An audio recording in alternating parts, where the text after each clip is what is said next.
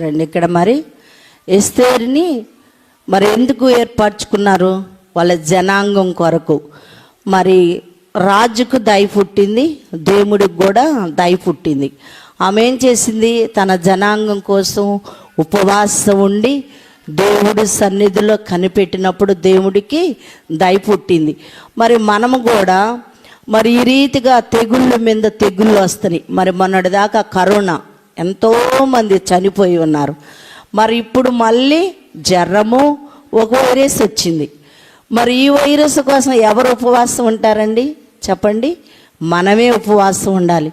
మన పసిబిడ్డల ప్రాణాలు మరణము కిటికీలెక్కి తొంగి చూస్తుంది.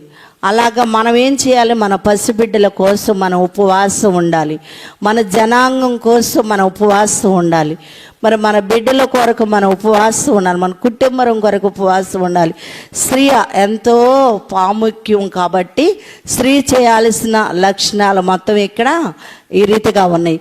మరి ఎస్తేరు అయితే ఆమె ఏం చేసిందంటే తన జనాంగం కోసం ఉపవాసం ఉండి దేవుడి సన్నిధిలో కన్నీరు కార్చింది.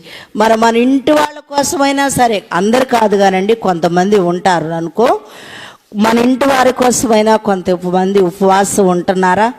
మరి మన వీధిలో వాళ్ళ కోసమైనా, మన స్వకీలు. మరి ఒక మాట చెప్తానండి, మరి పాస్టర్ గారికి అనారోగ్యం వచ్చినప్పుడు మరి మా కుటుంబంలో ఉండే వాళ్ళందరం మేము కన్నీరు కార్చి ప్రార్థన చేసి ఉపవాసం ఉండామండి. మేము ఉపవాసం ఉండి మా పిల్లలు తల్లులు మేమందరం కూడా దేవుడి సన్నిధిలో కనిపెట్టుకున్నాం. మేము ఏమని ప్రార్థన చేశామంటే, ప్రభువా ఆ బిడ్డలకు ఒక తండ్రిగా నన్ను నిలపండి, తనకు ప్రాణాన్ని మటుకు తీసుకువద్దయ్యా అని మేము ప్రార్థన చేసాం. చేసినప్పుడు దేవుడు ఆయన్ని అనారోగ్యంలోంచి విడిపించి రక్షించాడు. మరి ఆయన్ని అక్కడ ఎస్తేరు తన జనాంగాన్ని కాపాడుకుంది. ఇక్కడ దేవుడు మరి ఆయన్ని బ్రతికించబట్టి మరి తన ప్రజలైన వాళ్ళు తన వాళ్ళని రక్షించుకుంటాకి దేవుడు ఈ రీతిగా మరి ఆయన్ని దేవుడు ఈ రీతిగా నిలబెట్టుకున్నాడు. మరి అప్పుడు ఆయనే నిలబడలేకపోతే మరి ఈ రీతిగా ఎంతమంది జనానికి రక్షణ ఉండేదనండి? చెప్పండి.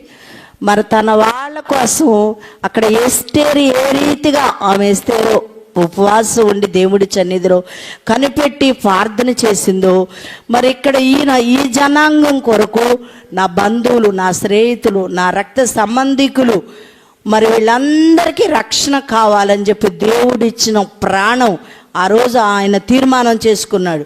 తీర్మానం ప్రకారం నా బంధువుల కొరకయ్యా నేను నిలబడతానయ్యా, మరి నా వాళ్ళందరూ నశింపైపోతున్నారయ్యా అని చెప్పి ఆ రోజు ఆయన తీర్మానం చేసుకొని మరి ఆ రీతిగా దేవుడు మరి ఈ చక్కన మందిరం ఇచ్చి ఇక్కడ ఆయన్ని వేర్పాటు చేసుకుని సేవకుడుగా నిలబెట్టుకున్నాడు.